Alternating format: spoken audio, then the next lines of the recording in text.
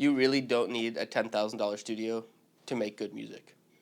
Honestly, some of the best music I ever made was in exotic locations around the world, strictly with my laptop and headphones.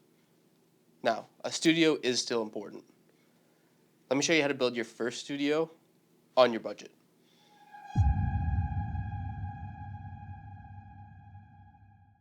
Welcome to week 3 of our series on becoming a self-made artist in 2025. I'm Worf, and today we're going to talk about setting up your first home studio on a budget. If you're an absolute beginner, or if you've been in the industry a while, these are some things I wish people had told me when I first started. Personally, I'm a big gearhead.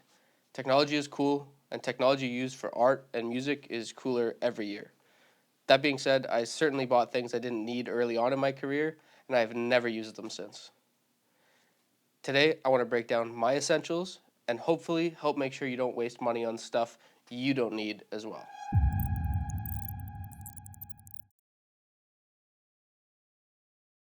I want to be very clear with something. A home studio isn't just a luxury, it's actually quite important. It gives you the freedom to create whenever the inspiration hits without paying for expensive studio time. It will work in your favor in the long run, I promise. Plus, you can learn the ropes of production at your own pace. Just like your workplace, it's a place you will go to focus and specifically work on your craft. It will become your sanctuary. It's also important to make sure your studio space is separate from your bedroom or anywhere that's also a room for your entertainment. Trust me, it's way too easy to go from endless sound loops to watching Netflix. Fill your space with mood lights so that you can get yourself into a creative headspace every time you walk into the room to work. The good news is that you don't need a ton of gear to get started. What you need is the right gear.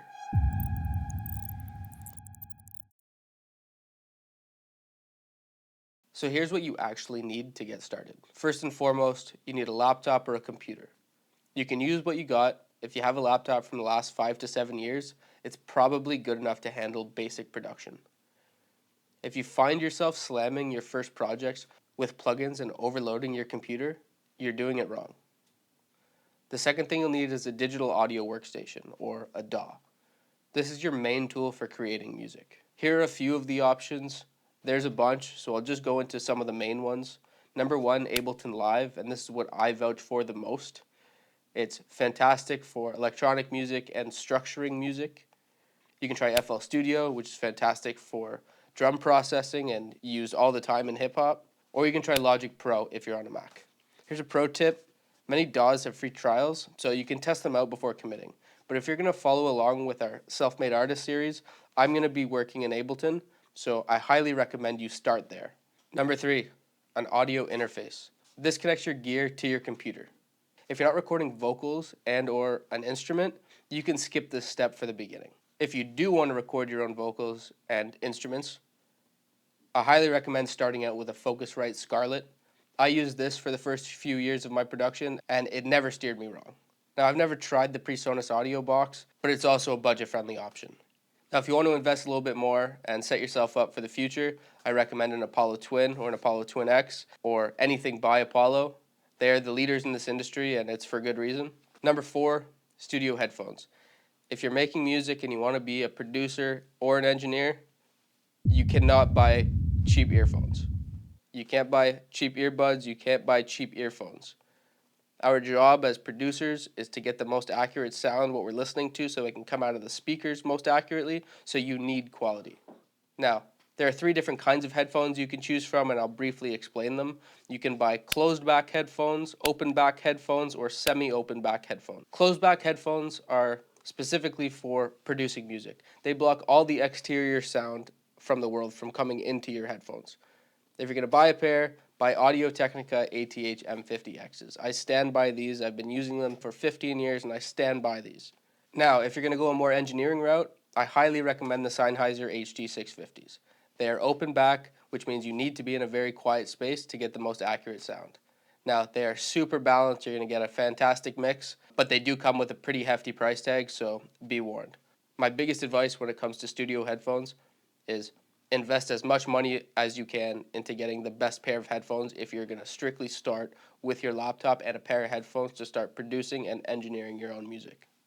Now, I don't have an example for you for semi-open back headphones because I've personally never used them, but maybe check out more from Sennheiser, Audio-Technica, Bayer Dynamics, and things like that. Now, number 5 is a MIDI keyboard. It's optional, but I recommend it if you like to get more hands-on with your music. You don't need to know theory, especially in electronic music, but it does help a lot for your inspiration when you can sit down at your studio and start riffing away and finding something that you like. A simple MIDI controller will make composing way easier for you. You can try the Akai series. You don't necessarily need a 49 key, which I have behind me. They do make tons of budget-friendly options that are nice and small, and you can carry them in your backpack wherever you go. Now, number 6, studio monitors. If you're going to build a real space, having a pair of studio monitors is very, very important. It's not essential right away if you're a beginner and you really just want to figure out how it works to produce music, but eventually you're going to want to buy one. I will stand behind Yamahas every time. If you have a small room and you're on a budget, the Yamaha HS5s are fantastic. If you have a little bit of a bigger space, you can try the HS8s or the HS80s. Those are what I've produced with for my entire career, and they're the most balanced sound and the most accurate sound that I've found. There is a reason the Yamaha HS80s are in almost every major studio around the world. Now, one thing about studio monitors, I personally recommend not buying a pair of KRKs. I find the bass is way too boomy and you're not really getting an accurate sound.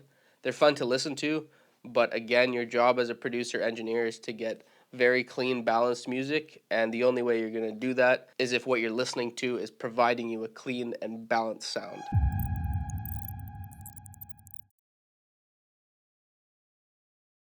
Here's a few budget-friendly tips to help you get started. Number 1, start small. You don't need to blow your budget trying to buy everything at once. You can start with the basics, laptop, DAW, or the digital audio workstation, and a very good pair of headphones.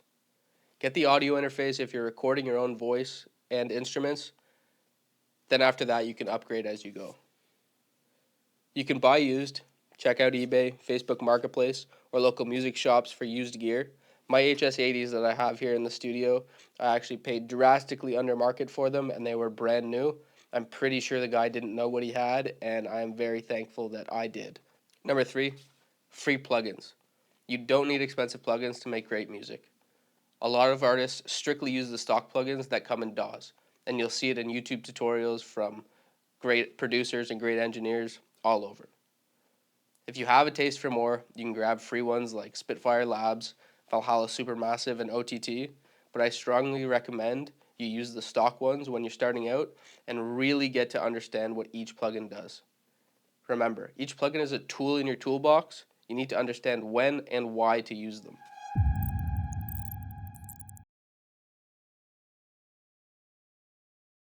So, with just a laptop, a DAW, and some headphones, you can start creating tracks today. Don't get caught up in thinking you need a fancy setup to be legitimate. The most important thing right now for you is to start. So that's it, an affordable guide to setting up your first home studio. If you're already building your setup, drop me a comment with what gear you're using, unless it's KRKs, and we can compare. Next week, I'm going to be talking about how to take amazing artist photos without needing a professional photographer. So if you feel like you can get some value from that, subscribe, hit the bell, and we'll see you next week for week 4. I'm Worf, this is Generation Media Group, and we'll see you next time. Peace.